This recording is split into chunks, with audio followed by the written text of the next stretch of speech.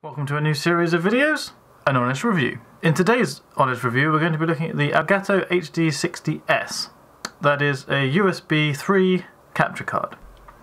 I've been looking at capture cards for a while, trying to work out which ones I think were best, which one I think will do what I want to do, and it came down to the two Elgato cards. We'll take a further look at them in a minute. I've gone with the USB 3 one, and I'll explain why now. An external capture card is going to give me some flexibility when making videos. At the moment, I can only record PC videos using something like OBS Studio, but I have to do that on the computer. If I want to do some console gaming, or if I want to record something on my Mac, then I don't really have much choice. The Elgato is going to give me that choice. I will be able to record externally, which will alleviate pressure from the PC running the game or an application or whatever it is I'm doing. And I'll have some flexibility in then being able to record some Xbox games or some PlayStation games. So let's take a look at the differences between the HD60 Pro and the HD60S. So here we are, in no particular order. We're going to start with the HD60 Pro. As you can see from the picture there in the middle, it is a PCIe port. That means that you will need to put it inside a desktop computer. This will not fit in any type of laptop, Mac, PC or otherwise. You can see in the little waffle it's got down there, three important features. That is H.264, so that's a good HD encoder, superb 1080p 60 FPS quality, and a bitrate of up to 60 megabits per second. They are all great. Now, if we look at the full tech spec, these will confirm our interface of a PCIe. It will confirm our bitrate. You can see the dimensions and the weight. They're not going to make too much difference to most people. The inputs, we can see that it's got the current gen, or I suppose are they still referred to as next gen? Who knows? The PS4, the Xbox One, and then the older Xbox 360, even newer Nintendo Switch, and the Wii U. If we now take a look at the HD60S, we will see that we still get the 1080p 60. However, if we switch to the tech spec now, we can see that our interface is USB 3, which is great. We can see our inputs, our PS4, Xbox One, Xbox 360 and Wii U. So it's no Nintendo Switch, but I don't own one, and I don't plan to, so for me that's fine. For you that may not be. And of course the unencrypted HDMI. However, the bitrate is now lower at 40. And we can see what we get in the box. We get a USB cable, we get the thing itself, and we get an HDMI cable, which is nice to include. Now we're in a different location from where we left off in the last clip. We're now in the big table for the unveiling. Oh, sneak peek there. Here it is. Okay, first impression of the box. It's nice. It's very nicely made. It's in cellophane. It's got nice details on the back. If you can sort of read it in the glare of the camera, but hi. Let's get a knife and let's open it.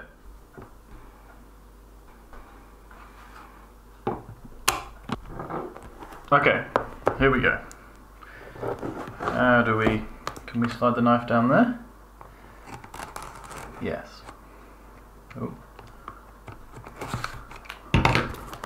Okay, come on then, cellophane, off you come.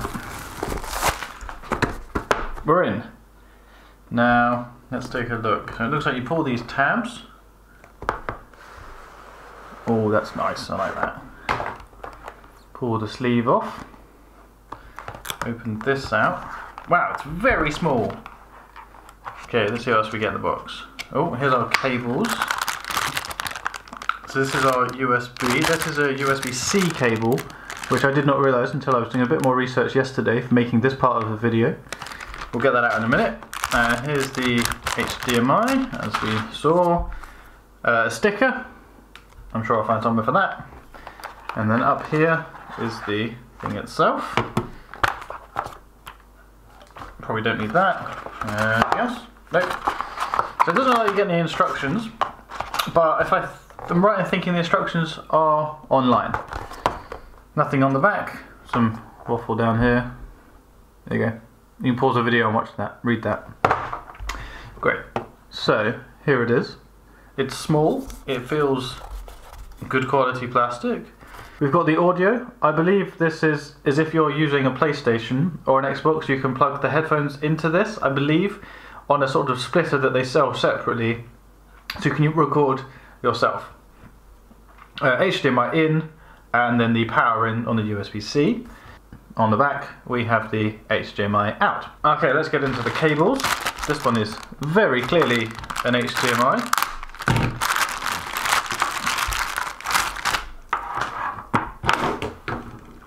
There it is. It doesn't look too long, but I mean, what do you expect? I'd say that was about a meter-ish. If anything, this actually looks longer, but this is my very first USB 3C cable and my very first USB 3C device. Let's get it unraveled, and let's get this one unraveled as well. Get out of here, knife. I don't need you in the shot. And unravel that. Yes, that is, I'd say that was probably, let's measure it. It's probably a 2 meter one. And we've got our USB 3 connection to the computer, and then the double, focus, there we go. And of course this one can go in either way around, so it would look something like this. This will go in this end. I don't know why I turned it around, I didn't need to. That will go in there, great. The HDMI, well I suppose that depends what kind of device you're going into, but let's say for the sake of purposes you're going into there. That will go something like that. I think we need to move back to where we were to do some testing. Here we are. Let's take a look at the software. Let's get straight into it. You will now be seeing what I can see on the screen. Okay, here we are. So, right in the middle, we've got nice big area for our preview. You can see that we've got the Windows 10 desktop from the gaming PC. On the right hand side, we've got the audio levels of the commentary mic as turned on and off by this button down here. We've then got the game audio as well.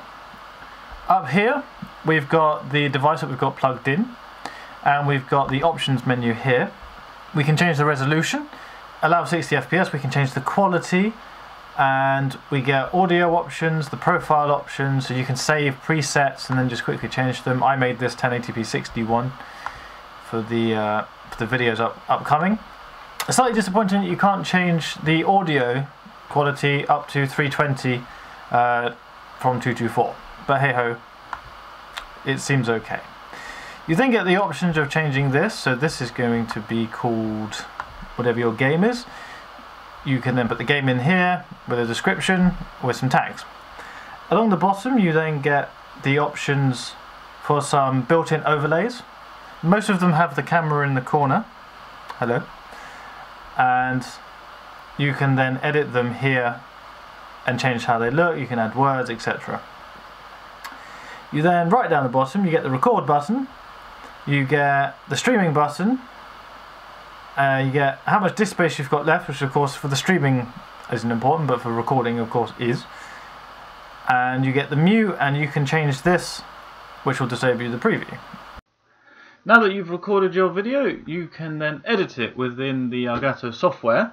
It's quite basic, it has to be said. You can see this little screenshot that I've got here of the video at the end of the sets of games that I've recorded of Grid 2 on PC.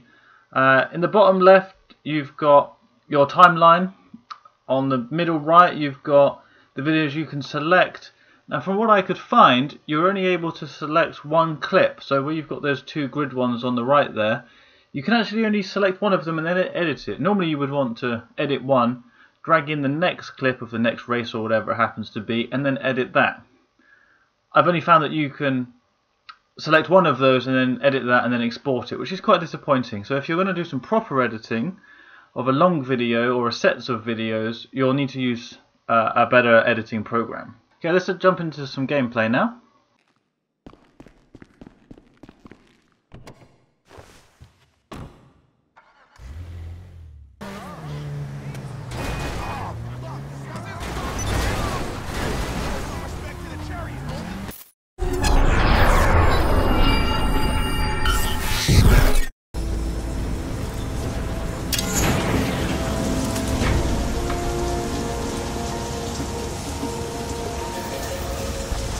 Critical threat. Sustained wing speed exceeding operational limit.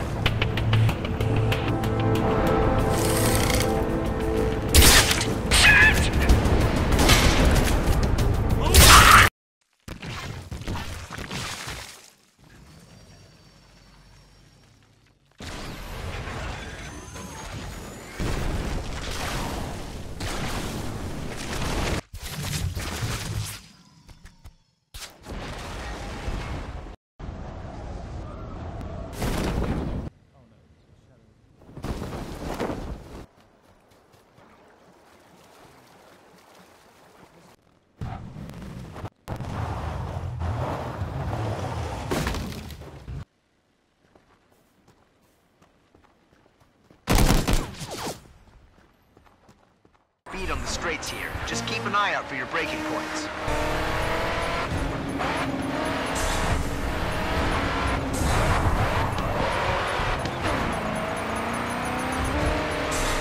Two laps to go.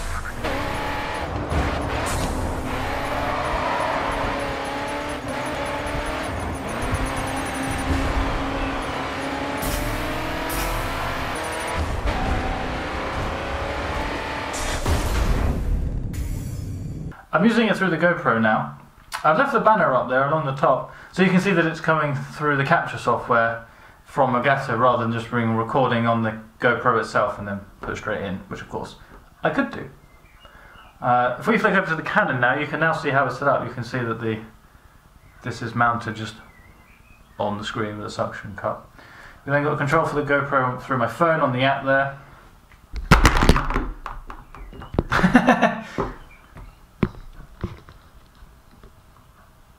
Well, it was suction cupped, then it fell off. But it works, and that proves the point. So we're now viewing through the Canon 80D that I've used to film the rest of this video. Works very well, there's been no problems with connections. If I actually show you how it's connected to the HD60S, we've got the Canon camera coming in here. This is of course the USB. There's actually nothing coming out of it. It doesn't need something to come out of it to go to a TV or a monitor, which is good. You then get the full range of motion with the Canon. Zoom out, you can zoom in really close.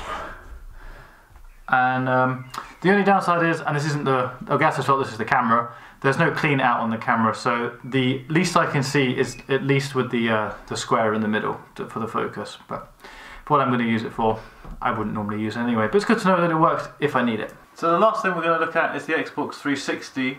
George is going to join me for this. Welcome. Are you ready? Yes. Okay, let's get into it.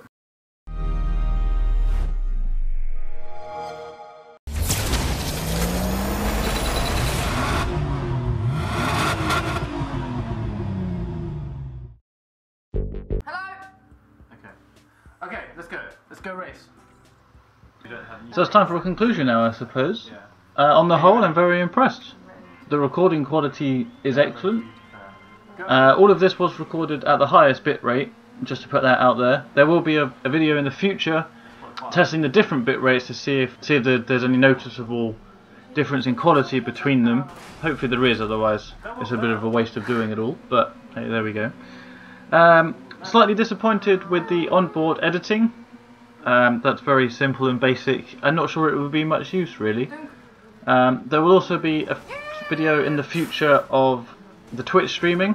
I have linked it to my Twitch stream now, but I haven't actually streamed anything to see what the quality is like. I need to make sure that the rest of the system is going to work on that, so that's great. Thanks very much for watching. I know this has been a long video. If you're still with me, thanks very much. And we'll see you next time for the test of bitrate quality. Thanks very much. Bye!